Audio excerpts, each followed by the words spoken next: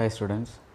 So yesterday in the last class we discussed what is the importance of chlorophyll for preparation of food for the green plants.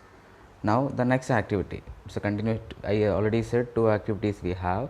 First one, the importance of chlorophyll with the help of an activity, and the second one is the same. The photo for the process of photosynthesis, plants also require another raw material, that is the carbon dioxide. So let's see how can we conduct that experiment which makes sure that carbon dioxide is required for photosynthesis. So let's see, for here we need two plants. This is a summary of the experiment, but I will give the just a raw summary I will give. So take it two plants of the same size, whatever it may be, but we are taking the green plants, any of the green plants we are taking, and we are taking out, and we just uprooted the two plants from the soil and just keep in the dark room. The same step what we did in the last activity. Why we are keeping in the dark room? We know already it have some stored food material that need to be used up. So now after that, one day we can keep it inside the dark room. Then on the next day we are taking outside, but at that time make sure that nearby one of the plant we are adding one chemical, that chemical is known as potassium hydroxide. That is very, very important.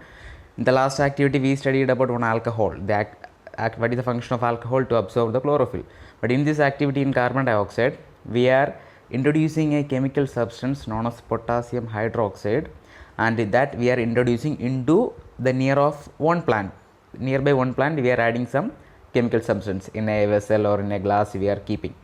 And what is the function of that potassium hydroxide? Is potassium hydroxide having an ability of absorbing the carbon dioxide gases. It's a good absorbent of carbon dioxide.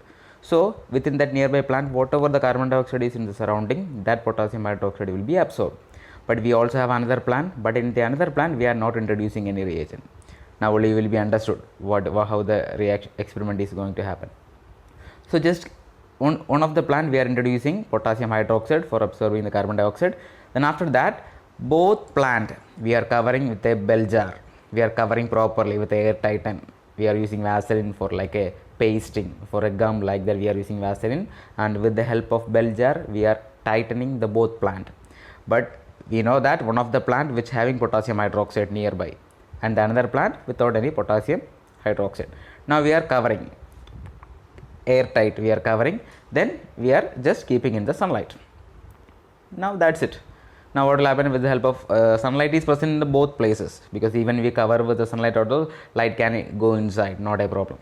But after some time, maybe 5 hours, 6 hours, just the same activity, which is the reagent using for identifying the presence of starch or carbohydrate. The reagent is of course the same, iodine solution. Then after that what we are doing, take each leaf, one leaf from both plant we are plucking out. Now adding the iodine solution, and we need to check the color change. The leaf which is present inside the bell jar along with the potassium hydroxide will not show any color change. Why? Because there is no carbon dioxide, all the carbon dioxide is absorbed by the potassium hydroxide. So we know any one of the raw material like water, carbon dioxide, sunlight, chlorophyll, if any one is absent, we know that photosynthesis will not take place. Okay, so this is the activity here. All others are present, but what we not have for that plant, carbon dioxide is not present, because that is absorbed by potassium hydroxide. So it will not show the color change, because due to the lack of carbon dioxide, it does not prepare photosynthesis. It does not prepare food, or it will not perform photosynthesis. But the another plant, of course, every raw material is present, so they will prepare food. So from this activity we can reveal that the carbon dioxide is necessary for photosynthesis. Okay, one more time I will just give that. We have two plants, just uproot the two plants and just put in the dark room for one day. If any stored food material is there, it will be used up. On the next day we are taking both plants, and any one of the plant near we need to introduce, or you need to put some potassium hydroxide reagent, potassium hydroxide, and it is a good carbon dioxide absorber. Now one of the plant we are introducing, and another plant without anything, we are not introducing anything. Now cover it properly both plants with air tightened, because no other gas from outside no it get inside.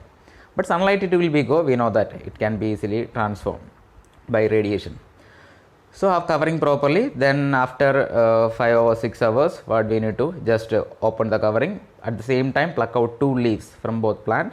Now just perform the just add the reagent iodine solution, and then we can easily observe the color change. Of course, the leaf which is introduced into the potassium hydroxide will not show any color change, it will not turn to blue black. Why? Because due to the lack of carbon dioxide, it does not undergoing photosynthesis.